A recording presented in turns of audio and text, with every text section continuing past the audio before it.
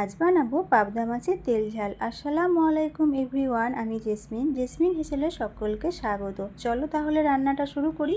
তার জন্য পাবদা মাছ বেছে ধুয়ে ভালো করে পরিষ্কার করে নিলাম। ম্যারিনেট করার জন্য পরিমাণ মতো নুন, পরিমাণ মতো হলুদ গুঁড়ো, 1 টেবিল চামচ সর্ষের তেল দিয়ে খুব ভালোভাবে মিশিয়ে নিয়ে ম্যারিনেট করে রাখতে হবে 15 মিনিট। 15 মিনিট পর গ্যাসে একটা তাওয়া বসালাম। তাওয়া গরম হতে দিয়ে দিলাম পরিমাণ মতো সাদা তেল, অল্প হলুদ ছিটিয়ে দিলাম, কারণ পাবদা মাছ প্রচণ্ড ফোটে। তেলে যদি হলুদটা দেওয়া হয় তাহলে মাছটা ফুটবে না।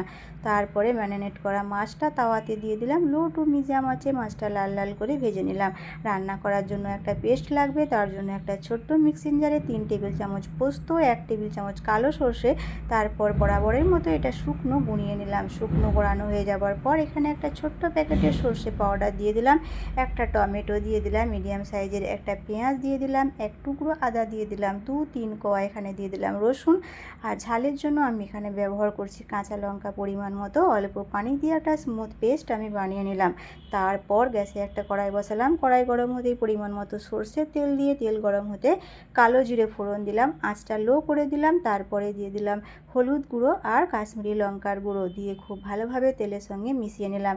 এইবার দিয়ে দিলাম যে পেস্ট আমি বানালাম ওই পেস্টটা। তারপরে লো থেকে আঁচটা মিডিয়াম করে দিলাম। পরিমাণ মতো নুন, পরিমাণ মতো জিরে গুঁড়ো, লো টু মিডিয়াম আছে আমাদের কষতে হবে যতক্ষণ না মশলা থেকে তেল ছাড়ছে। মশলা থেকে তেল ছেড়ে গেছে, দিয়ে দিলাম পরিমাণ মতো মিক্সিং জার ধোয়া পানি। পানিটা খুব ভালোভাবে আমাদের মিশিয়ে নিতে হবে। মেশানো হয়ে গেলে ভেজে রাখা মাছগুলো আস্তে আস্তে দিয়ে দিতে হবে। হালকা হাতে নাড়তে হবে, না হলে ভেঙে যাবে। টেস্ট ব্যালেন্স করার জন্য 1/2 টেবিল চামচ চিনি দিয়ে দিলাম। তারপরে চিনিটা খুব ভালোভাবে মিশিয়ে নিয়ে ঢাকা দিয়ে ঘড়ি ধরে 4 মিনিট রান্না করতে দিলাম। 4 মিনিট পর ফিরে এলাম। মাছ আমার একদম রেডি। রান্না খুব সুন্দর হয়ে গেছে। 4 মিনিট কেন বললাম, বেশিক্ষণ ফোটালে মাছটা কিন্তু ভেঙে যেতে পারে। আর কি, যদি ধনেপাতা থাকে, লাল কাঁচা লঙ্কা থাকে তাহলে দিয়ে দিতে পারো। ভালো লাগলে লাইক করো, কমেন্ট করো। সবাই ভালো থেকো, সুস্থ থেকো, আমার জন্য দোয়া করো। আল্লাহ হাফেজ।